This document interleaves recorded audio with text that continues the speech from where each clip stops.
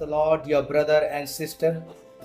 एक बार फिर से परमेश्वर ने एक ब्यूटीफुल टीचिंग हमें दिया है और आज मैं आपसे एक अद्भुत टीचिंग जो परमेश्वर ने दिया है इसको मैं आपके सामने रखने जा रहा हूँ। और आज मैं बात करने जा रहा हूँ हम परमेश्वर की इच्छा को कैसे अपने जीवन में जान सकें, हम परमेश्वर की इच्छा को कैसे मालूम कर सके अपने जीवन में।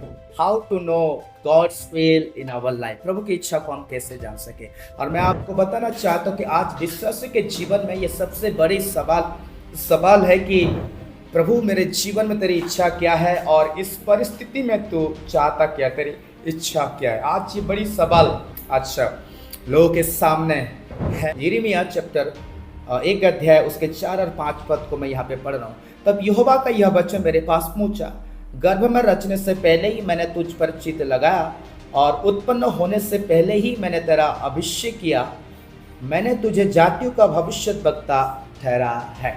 मैं आपको कहना चाहता हूँ कि हम इस धरती में पैदा होने से पहले, इस दुनिया में आने से पहले परमेश्वर अपने इच्छा को हमारे जीवन में पहले से ही माता के गर्भ में आने से पहले ही वो एस्टैब्लिश कर चुका था, वो एस्टैब्लिश करके रखा था। सो मैं आज आपको बताना चाहता हूँ जब आप इस संसार में पैदा होते हैं तो आपके जीवन में एक शैतानिक प्लान, शैतानिक योजना होता है और परमेश्वर की योजना होता है।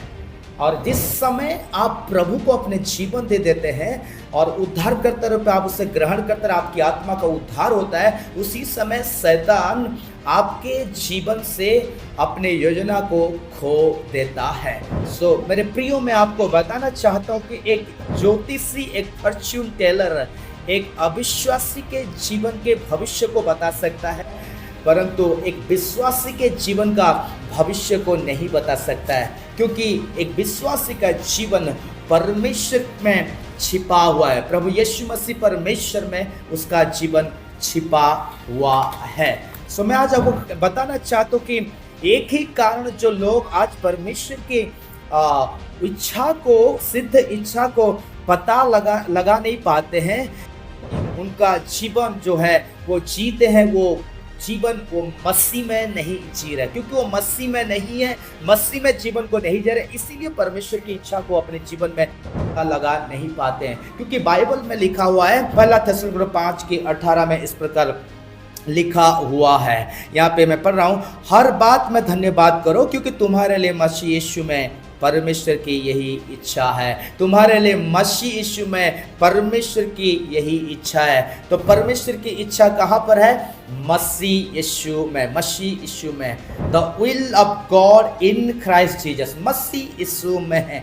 अगर मैं मसीह यीशु के बाहर जीवन को जी रहा हूँ, मसीह यीशु के बाहर जीवन को जी रहे हैं, तो हम परमेश्वर की इच्छा को प्रकट नहीं, मालूम नहीं कर सकते, पता नहीं लगा सकते हैं, क्योंकि परमेश्वर की इच्छा केवल ही मसीह यीशु में ही आप और मैं पता लगा सकते हैं। अगर मेरी जीवन, आपकी जीवन मसीह यीशु में हम जी रहे हैं इस जीवन को, तब परमेश्वर की इच्छा को हम पता लगा सकते हैं। अगर आप एक क्रिश्चियन हैं, अगर आप एक बर्न अगेन मसीह हैं, आप एक आत्मिक जन हैं, तब आप प्रभु की इच्छा को डिस्कवर कर सकते हैं, पता लगा सकते हैं। अगर आप एक क्रिश्चियन नहीं है, बर्न अगेन नहीं है, आत्मिक व्यक्ति नहीं है, यह असंभव है आपके लिए कि प्रभु की इच्छा को पता लगा पाना, ये असंभव हो सकता है आपके लिए। मैं आपको बताना चाहता हूं कि परमेश्वर की सिद्ध इच्छा और परमेश्वर की अनुमोदक इच्छा, दो इच्छा है। एक है परमेश्वर की सिद्ध इच्छा। परमेश्वर की सिद्ध इच्छा में आशीषों की भरपूरी है,